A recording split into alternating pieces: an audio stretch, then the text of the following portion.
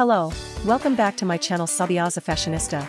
Here I share all freelancing and designing related videos. Today I am sharing how you can change colors for your any artwork or detailed garments without even touching the layers and individual artwork shapes. Follow the video till the end, and at end I will share important tip for working with client.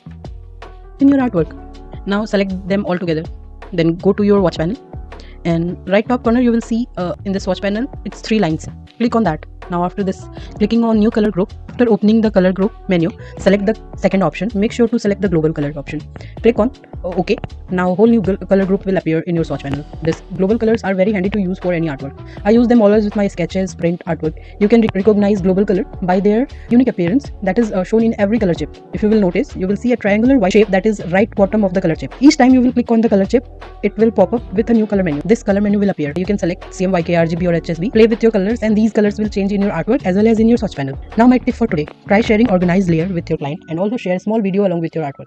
So it will be handy for your client to do this small work by themselves, because they are not professionals, and this will help you to get the client trust, and they will always come back to you. Thank you, and I will see you in next videos. Till then, take care. Bye bye.